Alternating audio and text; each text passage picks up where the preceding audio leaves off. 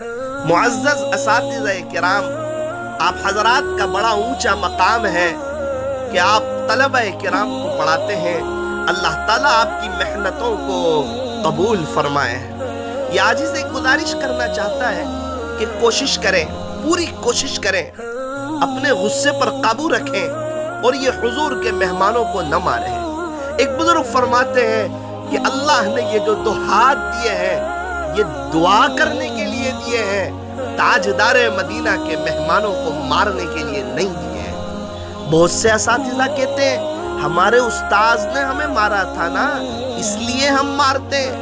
تو میں ایک سوال یہ پوچھتا ہوں کہ استاذ الاساتذہ جو تاجدار مدینہ سرکار دو عالم صلی اللہ علیہ وسلم نے کیا کبھی صحابہ کرام کو مارا؟ حضرت انس رضی اللہ عنہ نے جو 10 سال خدمت کی تھی، کیا کبھی حضرت انس کو مارا؟ کیا اصحاب صفہ پر کسی صحابی کو مارا؟ معزز اساتذہ کرام، آپ کو اللہ کا واسطہ، آپ کو اللہ کا واسطہ، میں نے 20 مثال میں آپ کو دے سکتا ہوں، آپ میں 20 مثال دے سکتا ہوں۔ جو مارنے والے ہیں وہ سب پریشان ہیں اور ان پر حالات اتنی تیزی کے ساتھ آتے ہیں، کسی پر ذاتی حالات، کوئی بیماری کے حالات، کسی پر بچوں کے حالات، کسی پر سحر کے حالات اور کسی پر اپنی بیٹیوں کے حالات۔ وہ اتنے پریشانی میں ڈوبے ہوئے ہوتے ہیں۔ آپ نے شیخ سعدی رحمت اللہ علیہ کا وہ جملہ تو سنا ہوگا جس کا خلاصہ یہ ہے کہ 2 آدمیوں کو تلاش کرنے پر بھی تلاش نہ کر سکا، ایک وہ جس نے اللہ کے نام پر دیا ہو اور غریب ہو گیا ہو، ایسا مجھے آج تک کوئی نہیں ملا، اور دوسرا وہ جس نے کسی پر ظلم کیا ہو اور اللہ کی پکڑ سے بچ گیا ہو، ایسا بھی مجھے کوئی نہیں ملا۔ ہمارے یہاں عجیب حال ہے، کبھی گھر کا غصہ کلاس میں اتار دیتے ہیں، باہر کا غصہ ہم کلاس میں لے کر نہ آئے۔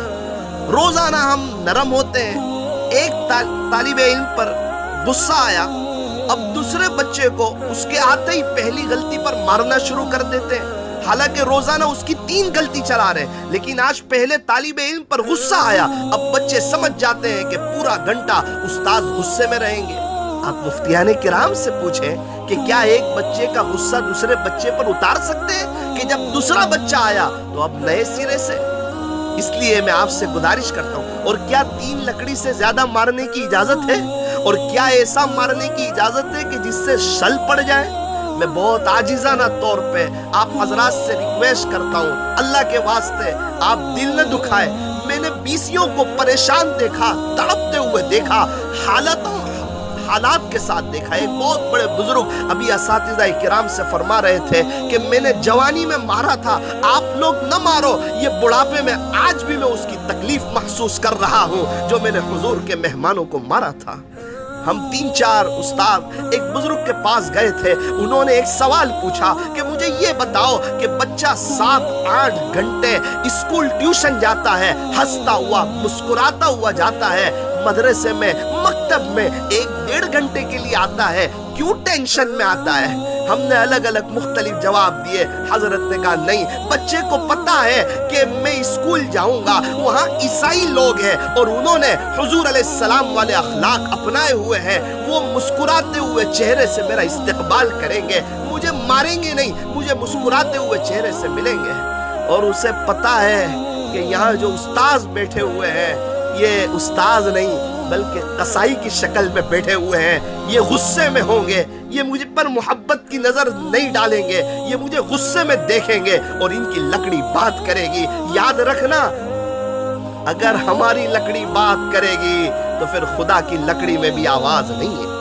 اور اگر کوئی بغیر لکڑی کے نہ پڑھا سکتا ہو یا عاجز اسے مشورہ دینا چاہتا ہے کہ پڑھانا چھوڑ دے، کچھ اور کام کرے، لیکن حضور کے مہمانوں کو مارنا چھوڑ دے۔ آپ کو اللہ کا واسطہ، اگر 250 بچے ہمارے پاس حافظ ہو گئے اور ایک اگر ہماری سختی کی وجہ سے چلا گیا اور اس نے قیامت کے دن ہمیں پکڑ لیا تو ہمارا معاملہ مشکل بھی ہو سکتا ہے۔ ایک بزرگ تو فرماتے ہیں کہ جو اساتذہ مارتے ہیں وہ استاذ نہیں، استاذ کی جگہ غلطی سے कसाई बैठ चुका है। अल्लाह कुरान करीम में क्या फरमा रहे हैं? अर्रहमान अल्लमल कुरान। शुरू में अर्रहमान, अगर ये कहा होता कि अल क़हार अल्लमल कुरान, तो कुरान पढ़ाने का अंदाज कुछ और होता। और एक बात ये भी अर्ज करूं कि ये बच्चे हैं तो हम हैं, अगर ये पढ़ने के लिए नहीं आते तो हमें कौन पढ़ाने के लिए रखता? इनका एहसान है। आज तो लोग असरी तालीम में मुब्तला हैं, बहुत से बच्चे तो आ ही नहीं रहे, जो बेचारे आ रहे हैं। अगर हम उन पे भी सख्ती करेंगे तो ये बच्चे कहाँ जाएंगे? इसलिए मुअज़्ज़ज़ असातिज़ा किराम, अल्लाह के वास्ते आप बुरा न माने। आप कहेंगे कि अदब की वजह से मारना, तो वो कब मारना? कितनी शराइत के बाद मारने की इजाजत है, और वो भी 3 लकड़ी, और वो भी ऐसी हल्की फुल्की कि उससे निशान न पड़े और एक बच्चे का गुस्सा दूसरे बच्चे पर न उतरे। ये सारे जो शराइत है, ये मुफ्तियान किराम से मालूम करने चाहिए। ये 2 हाथ अल्लाह ने दुआ करने के लिए दिए हैं, हुजूर के मेहमानों को मारने के लिए नहीं दिए। जो भी मार रहे, मैंने हर एक को परेशान देखा, मैंने हर एक को तड़पते हुए देखा। इसलिए जरा अपनी जिंदगी पर गौर करें। अगर कोई परेशानी बड़ी नजर आती है, अल्लाह के वास्ते हुजूर के मेहमानों को मारना छोड़ दे। इनका बड़ा ऊंचा मकाम है, इनके माँ बाप की बहुत ज्यादा कुर्बानी है। या अजीज, आपको दर्द दिल के साथ कहता है, अपना सगा बेटा समझकर इन्हें पढ़ाए, मोहब्बतों के साथ पढ़ाए, और अल्लाह के वास्ते इन्हें न मारे। अल्लाह तबारक व ताला मुझे भी और आप तमाम हजरात को, तमाम असातिज़ा किराम को, अल्लाह हमें इस पर अमल करने की तौफीक और सादत अता फरमाए।